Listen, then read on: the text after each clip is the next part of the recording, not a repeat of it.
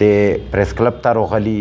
میږ حکومت وقت ته سې خبرې چې دا کنه ورکړل غواړي چې هغه دی ته انشاءالله پاته دو چې کله 14 جون 2014 چې ضرب عضب اعلان وشو نه په داسې میرعلي میرانشاه بلکې ټول وزیرستان په لاس ورځې چې خالي شو لوړو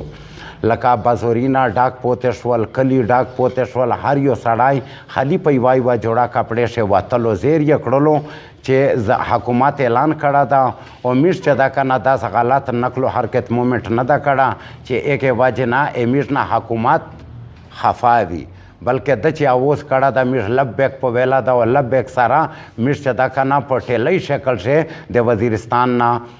بانی او د خوشو علاقې ته ووتي په دا وخت چې کله میږ وتي لکه بازورینا ډاک پوتې وي کلی ډاک پوتې وي داس د وزیرستان برګنینا ډاک پوتې شول ځکه چې ملکون یې وینه هر یوه سړي چې دا کنه دا کوشش کړو چې خپل بال باچ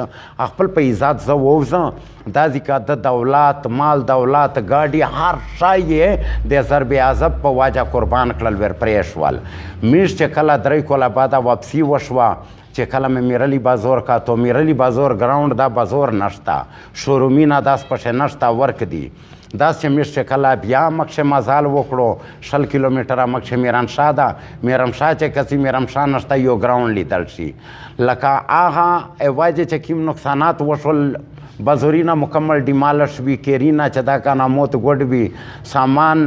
مانه یو شاید داس پوتې نه و چې هغه قابل استعمال و بلکې ایکسپایر و چې میرمشاه او میرعلي شې چونکې 50 تقریبا 50 برګنینه وي او هر برګن چې د 15 لکه نامنسا د 15 باندې 40 لکه روپۍ پرې ګاډه و چې شې سیګنس لیکزس وی8 ګاډي وي لینډ کروزر وي په دې شې BMW ګاډي وي په دې شې مرسډیز وي په دې شې کراون وي په دې شې جی کارولې وي په دې شې ایکزیو موټر وي په دې شې غوګۍ وي وغیره وغیره و دغه خلک چې کوم کاروبار کړو دغه کاروبار سره منسلک وي چې کله واپسي راغلل نه د میږ ګاډي وي او نه د میږ برګنینه وي نه د میږ خښتې وي نه د میږ ټیارن ګاډر وي حتی کې چې آزیکا د ګاډي سټپنی نه وه موجوده ماته میږ دا اپیل کی چې میږ چې د سمره برګنینه دي په کروڑاوې روپۍ بلډینګونه جوړ وي دې ازالاده وشي او دې شی چې د 15 لکه نامنسه 45 لاک روپۍ پرې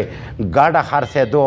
دې شی کروڑاوې عرباوې روپۍ ګاډي وي لوړ وي د ګاډي ولته دا نقصان میلاو شي چې دا حکومت ته د برګنې او د ګاډي ولته حیات د ووې ورکوي چې واقعي میږ خبره حکومت وخسته که چېرته د میږ په خبره باندې حکومت څه غور ونه کړو عمل یې ونه کړو نه انشاءالله بیا به میږ خپل عمل تیاروي هغې مطابق به میږ انشاءالله په هغه اسلام آباد چې بیا درنه ورکوي چې د میږ خبره ویلې نشي یاروېده